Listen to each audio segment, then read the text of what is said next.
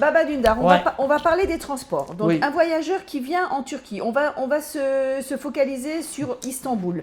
Quand il vient en avion, où est-ce qu'il atterrit? Il y a deux aéroports à Istanbul. Il y a un aéroport sur la rive européenne, un autre sur la rive asiatique. Alors, si vous voulez être proche de l'hôtel et vous êtes à la vieille ville ou à Taksim, vaut mieux de venir au grand aéroport Ist. C'est plus proche. Parce qu'à Istanbul, il y a les embouteillages, il faut bien choisir l'heure aussi. Si vous tombez les horaires de sortie de travail, de bureau, les embouteillages sont énormes. Et si vous arrivez à la rive asiatique, de temps en temps, venir de l'aéroport à l'hôtel peut durer 2 ou 3 heures. Donc il faut prendre en compte ça. Ça, c'est important. D'accord. De l'aéroport, comment le voyageur peut aller jusqu'en ville? Des deux aéroports, c'est très facile. C'est-à-dire que si vous ne voulez pas tomber sur les embouteillages, vous pouvez prendre le métro de Save, de la rive asiatique, et venir jusqu'à Kadıköy. De là, vous pouvez prendre le bateau. Mais bien sûr, avec les valises, c'est un peu compliqué. Vaut mieux de prendre un bus. Il y a Havataş, Hava Ist. Ce sont les compagnies qui sont toutes les deux aux deux aéroports. Vous pouvez prendre les compagnies de transport. Ce sont des bus assez confortables et qui vous ramènent à Kadıköy ou à Taksim.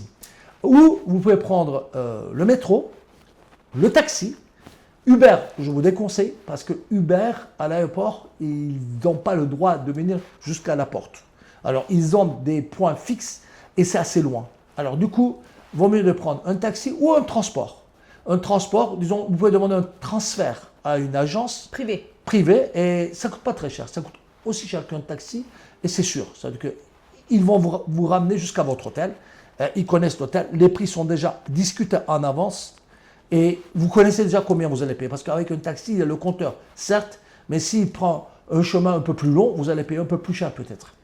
Mais ça, quand on prend le taxi de l'aéroport, il ne faut pas oublier qu'il y a les frais du tunnel ou les frais du pont. Ou, oui, bien sûr, voilà. bien sûr. Parce qu'en Turquie, pas qu'ils soient étonnés. C'est ça, Istanbul est une ville très vaste. Vous avez des ponts payants, vous avez des tunnels payants, vous avez des autoroutes.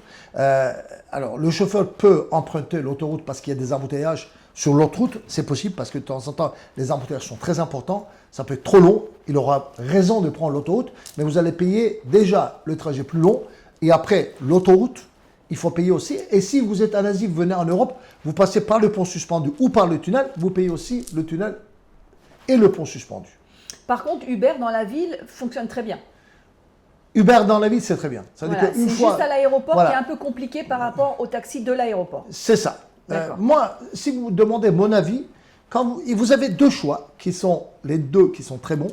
Vous pouvez prendre un transport privé si vous aimez le confort, parce qu'un transport privé d'une agence, sur l'Internet, vous les trouvez de toute façon, c'est assez simple.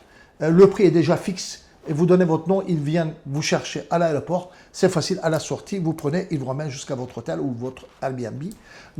Ou prendre le Hava Ist. Ça aussi, c'est simple parce que c'est le bus qui est juste à la porte de l'aéroport qui vous ramène à Taksim. De Taksim, vous pouvez partir partout. Il y a des taxis là-bas. L'hôtel ne sera pas trop loin. Voilà, ça, ce sont les deux moyens qui sont simples. Bien sûr, le Hava Ist, c'est un peu plus compliqué parce qu'il faut prendre Hava Ist, prendre un taxi après. C'est un peu plus compliqué. Moi, je vous conseille un transfert privé si vous avez les moyens. Et si je décide de prendre un taxi, comment ça fonctionne? Parce que j'ai vu sur les réseaux sociaux que beaucoup de gens parlent des arnaques de taxi. Quels conseils tu pourrais donner aux voyageurs? C'est vrai que les taxis, c'est un peu problématique là. C'est que moi, je suis istambouliote. Dans Istanbul même, je prends Uber. C'est bizarre de dire ça, j'utilise Uber. Je paye peut-être une petite différence, mais au moins, j'écris l'adresse, c'est retiré directement de ma carte de crédit, et du coup, il n'y a pas d'histoire d'espèces, il n'y a pas d'histoire de dire l'adresse, c'est assez simple. Je vous conseille exactement ça. C'est-à-dire que quand vous êtes à Istanbul, il y a deux applications, il y a Uber International, il y a aussi Bitaxi. Vous pouvez voir dans les applications à l'arrivée, vous pouvez utiliser Bitaxi aussi. C'est une application. Bitaxi, BI Taxi.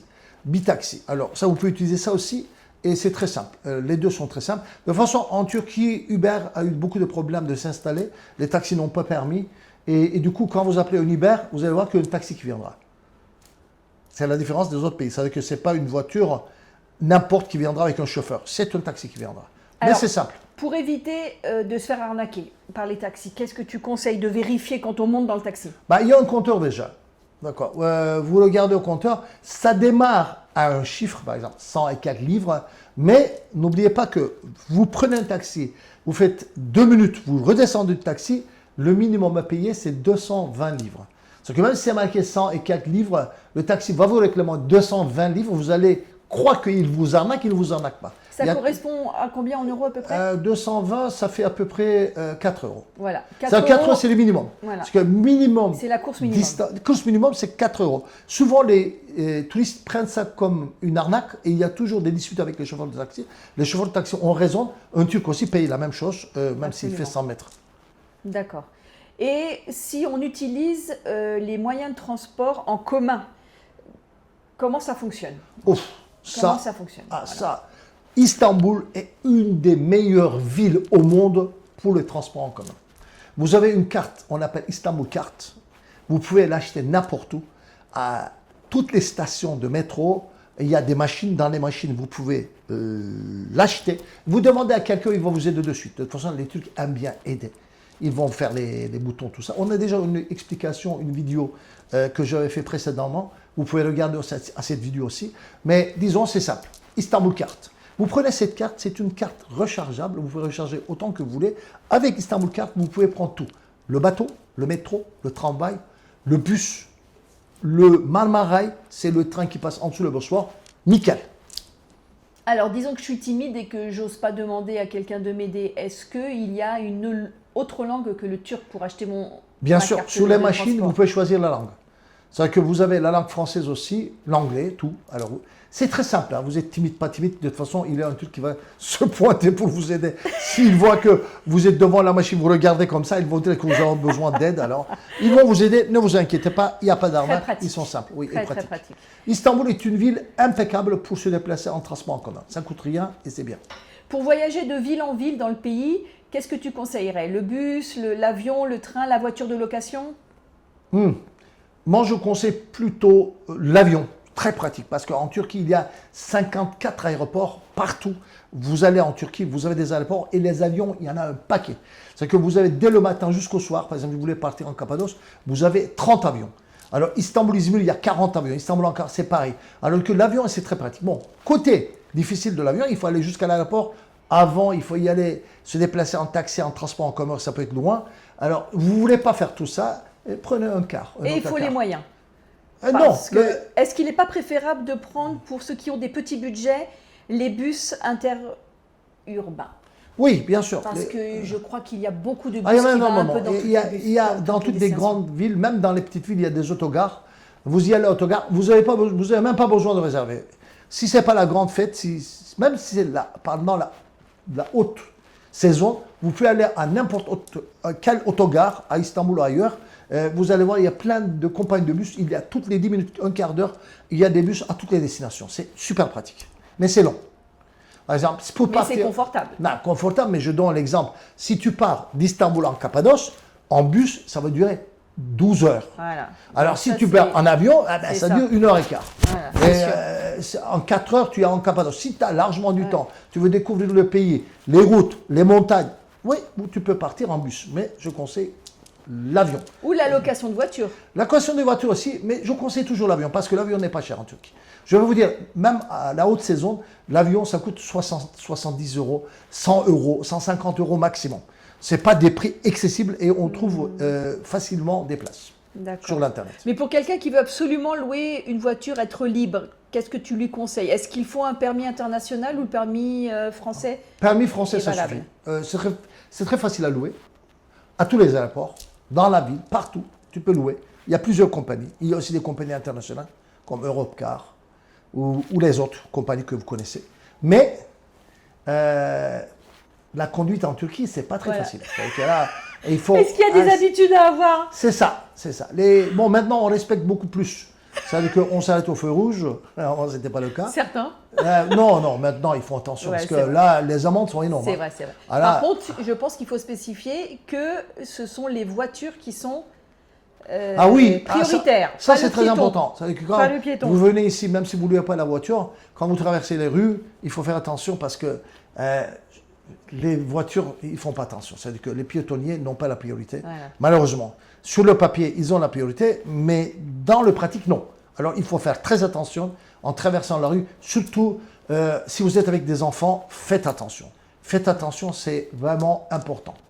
Et si j'ai envie de prendre le train, est-ce qu'il faut que je réserve à l'avance les billets? Le train, Par oui. exemple, si je veux faire Istanbul-Ankara, qui est le mieux, le train, Ouais. est-ce qu'il faut que je réserve en avance? Disons que le chemin de fer ne s'est pas très développé en Turquie, c'est nouveau, ils sont en train d'investir beaucoup dans le chemin de fer actuellement. Peut-être dans le futur, ça va être un moyen de transport pratique. C'est pas cher, certes, mais le problème, vous n'allez pas avoir la place à la dernière minute. Il faut réserver d'avance. Istanbul-Ankara, c'est pratique aussi en train. Istanbul-Konya aussi, on peut y aller, mais il n'y a pas trop de choix. Sinon, il y a des trains touristiques comme le train d'Istanbul à Kars, à l'est de la Turquie, c'est jamais de la place. Vous ne pouvez Doğu jamais Express. trouver de la place. Oui, et ça, les places sont très rares. Ouais. En ce qui concerne les bateaux, il y a pas mal de bateaux à Istanbul. Est-ce que c'est juste pour les Istanbuliotes? Est-ce que c'est des bateaux touristiques? Non, c'est des bateaux pour tout le monde. Alors, il y a plusieurs embarcadères sur les deux rives, très pratiques, toutes les 10 minutes, un quart d'heure. Il y a des bateaux de partout. De toute façon, si vous êtes à Istanbul, allez absolument sur la rive asiatique. La rive asiatique est magnifique. Il y a le quartier Üsküdar, le quartier Kadıköy à voir. La nuit, c'est animé.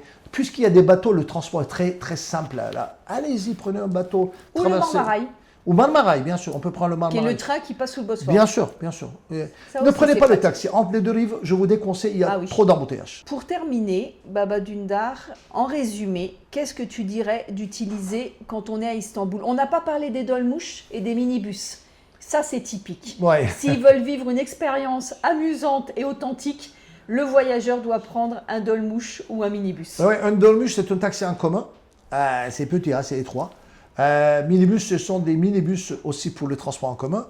Mais c'est rigolo, si vous voulez vivre une expérience comme ça. Parce que chez nous, dans les minibus, on donne de l'argent au chauffeur, c'est en espèces. Alors, le problématique quand il y a du monde et que vous êtes derrière, alors tout le monde passe l'argent. C'est-à-dire que vous donnez l'argent à quelqu'un qui passe à Il donne à l'autre, après qui quelqu'un passe qui au donne à chauffeur, quelqu'un. après le chauffeur vous donne la monnaie, après ça revient. Ça, c'est typique. Si vous voulez vivre une expérience comme ça, rien que pour ça, vous pouvez prendre un minibus. Mais là, dans les zones touristiques, il n'y en a pas trop. Il faut sortir un peu de cette zone Oui.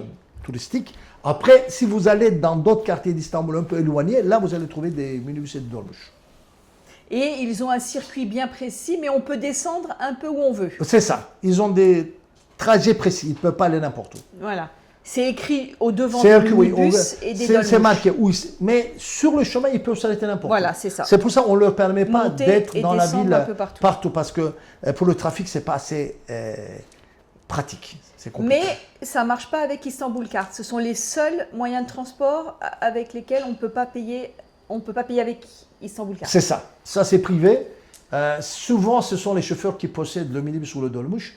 Et du coup, il faut payer en cash. Voilà. Donc en résumé, il faut absolument acheter Istanbul Card quand on arrive à Istanbul. Obligatoire. Pour utiliser tous Obligatoire. les transports en commun. C'est très pratique. C'est magnifique. Voilà. C'est bon. Bon voyage! Merci.